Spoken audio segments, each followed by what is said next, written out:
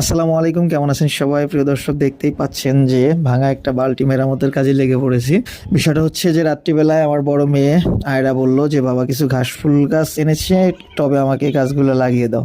তো ঘাস ফুল দেখে বললাম যে বেশ কিছু টব লাগবো, সেই ক্ষেত্রে এই ভাঙা বালতিটা ছিল। আমি বললাম যে সকালবেলা ভাঙা বালতিটা ঠিক করে তোমাকে ওখানে আমি গাছ লাগিয়ে দিব। তো যেই কথা সেই কাজ, মোটামুটি বালতিটা মেরামত করা শেষ করে এখন যাচ্ছি মাটি নিতে।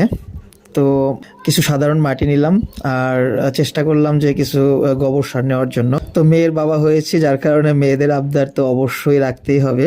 আর অবশ্যই জানেন যে মেয়েরা একটু ফুল গাছ বা বিভিন্ন গাছের পাগল হয়। সেই ক্ষেত্রে গাছের মেয়ে যা বলে আমাকে সেটা করতে হয়, বিশেষ করে গাছগাছালির ক্ষেত্রে। তো ওখান থেকে কিছু সাধারণ মাটি আর এখান থেকে কিছু গোবর মাটি নিয়ে নিচ্ছি, কারণ গোবরের মাটিও লাগবে। তো আমার এখানে হয়তো অনেকেই এর আগে ভিডিও দেখছেন কিনা জানি না, যে কিছু বাগান বিলাস গাছও আমার মেয়ের জন্য আমি অর্ডার করছিলাম, যার কারণে সেই গাছগুলা মানে আমি ছাদে দিয়ে দিছি অলরেডি। তো মাটিগুলা সংগ্রহ করে মোটামুটি চেষ্টা করতেছি যে মাটিগুলা মিক্স করে নেওয়ার জন্য। তো মিক্সার শেষে বালতি, যে ভাঙা বালতিটা ছিল, এটা বালতি বলে বল বলে, তো সেখানে উঠিয়ে নিলাম পুরো মাটিটা। তো এখন গাছগুলো আস্তে আস্তে লাগিয়ে নিব, যেহেতু ছোট ছোট করে আমার মেয়েই কাটছে গাছগুলো, আমি কাটি নাই। তো গাছগুলা লাগায় দিয়ে তারপরে হয়তো একটু পানি দেওয়ার চেষ্টা করব।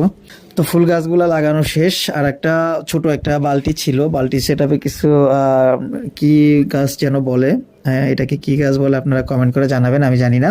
তো এই গাছগুলা লাগানোর চেষ্টা করলাম, 3টা গাছ ছিল সেগুলোও লাগিয়ে দিলাম। তো লাগানো শেষে মোটামুটি চেষ্টা করতেছি যে একটু পানি দিয়ে একটু রোদ্রে রাখার জন্য। তো গাছগুলা রোদ্রে রেখে দিব। তো ভিডিওটি ভালো লাগলে অবশ্যই শেয়ার করবেন, কমেন্ট করবেন। আসসালামু আলাইকুম।